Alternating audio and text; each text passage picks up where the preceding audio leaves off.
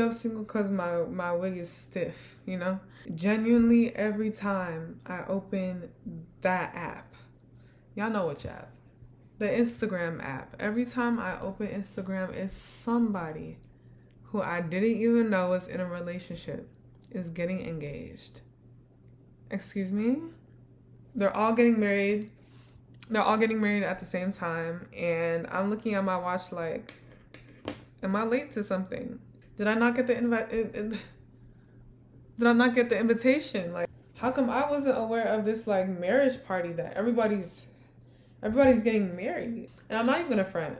Like, I'm not even gonna front for the sake of relatability. Like, I don't even really feel a type of way about it because from what I've seen, relationships have shown me shiggy. Not even just mine, just observing other people's relationships. I'm in no rush to be in my own, but at the same time, I'm like, dang, why does everything seem to happen at the same time? It just perpetuates the idea that, you know, you're always one step behind, or I don't know. Like, meanwhile, I'm on Hinge, and it's taking so much out of me to even say that online. And not because I think Hinge is bad. I feel like we should take the dating app stigma away.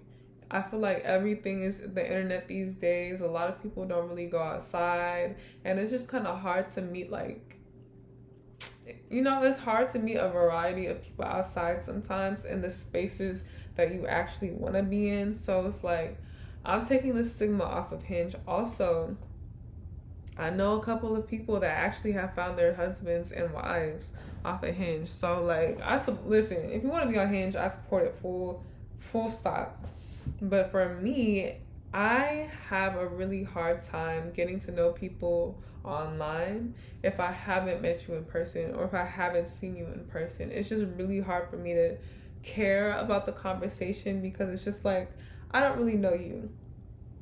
And, you know, I figured by getting on Hinge, like, it made me deep how much intention dating requires. Like, you can't just willy-nilly it. Even when it comes to having a simple combo, you have to be intentional in responding to this person. Like, you know, like, usually when you're intentional about responding to people, it's people that you know, or it's people that, like, you know, that you mess with. But like me, like, forcing myself, like, to respond to somebody I met online is kind of awk for me. But I'm not one to advocate for putting your dating life online, so I'm going to be very limited in what I expose about myself. However, I know a lot of the girlies and a lot of the guys are obviously on Hinge. And one thing I've observed is I think a lot of people at this stage of life, if you're in your early to mid 20s, a lot of people are really focused on getting their ideal, right? Like their ideal career, becoming their ideal self. And when we imagine our ideal, we imagine what our ideal partner is going to be and look like. And I've noticed usually there's kind of like an archetype ideal, right? Who everybody thinks is fine. Like, I think Kofi Siriboe is fine. And I'm so delusional that I almost didn't want to say it because I was like, what if he watches this? I might even delete that. But, like, he's like the archetype, like Morris Chestnut, Kofi Siriboe, a lot of girls like Keith Powers and old school Michael B. Jordan type. Like, that's the ideal archetype of fine, right? Classically 90s fine. Guys, I don't know what guys like. I don't know what guys think is fine. Like, I don't know what their archetype is, and I think it kind of depends on where the guy is coming from. Like, if they're a black guy from a certain area, it might be like, you know, a certain look, like the Bougetto or the hood bougie type of, you know, aesthetic. Like, think Jada Waiter, think that type of aesthetic. I don't know. I don't want to make any assumptions, but I just know my point is, I noticed that everybody is really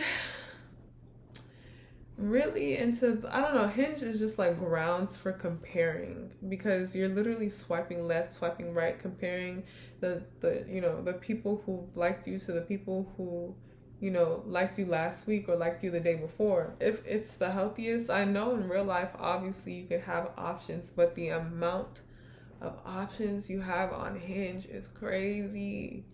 And the point is to compare and contrast looks, compare and contrast combo, compare and contrast, what these people can do for you. And even me, I've caught myself, like, I'm really actually trying to, like, step away from what I think that I want. Even though I do know, there's things like, the character wise, there's things that I know what I want. But I'm being very open minded in terms of how they look. And I've never really had a type in general.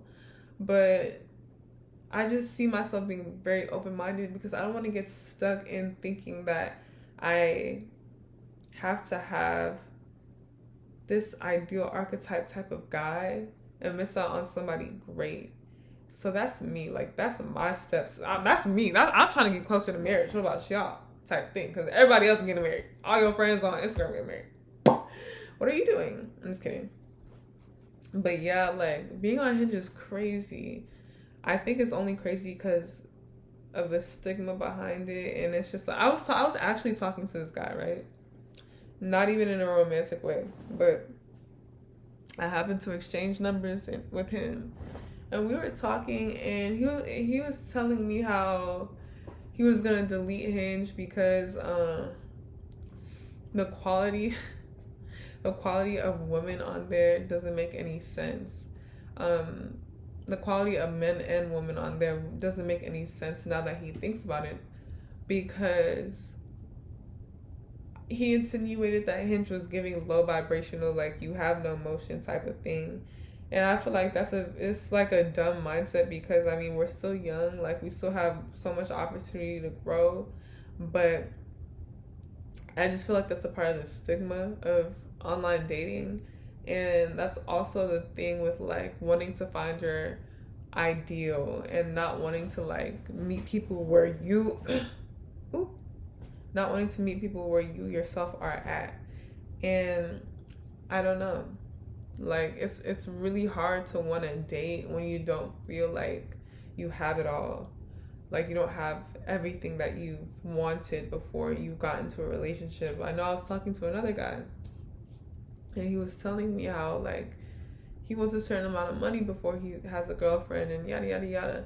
And I'm like, dang, that's kind of crazy, because love is supposed to be through thick and thin. I'm not saying, like, obviously when you're boyfriend and girlfriend, it's not the same thing as marriage. But at the same time, love is supposed to be despite it all. And if you're an intelligent, well-to-do, not a bum person, like, if you have a mind and a willingness to learn and grow, and you have a great work ethic, then there should be nothing, like, in theory, there should be nothing wrong with dating somebody who is not all the way there yet, who doesn't have all the money that you might want them to have. But it's the lifestyle we're being sold is really anti-love when you think about it, because love is a very dangerous thing, and it can make people do, think, and say very, very dangerous things, and make them very beside themselves. Like, I every now and then I deep how big of a deal it is to actually truly, truly love someone so much that you would almost let them do anything to you. Sam Cooke has a song that says, it's actually my favorite song, fun fact. But Sam Cooke has a song that says, if I go a million miles away, I'd write a letter each and every day, because nothing can change this love I have for you. Make me weak, make me cry, see me coming and you can pass me by. He said, make me weak, you can make me cry. You can see me coming and you can pass me by. But just know that nothing could ever change this love I have for you.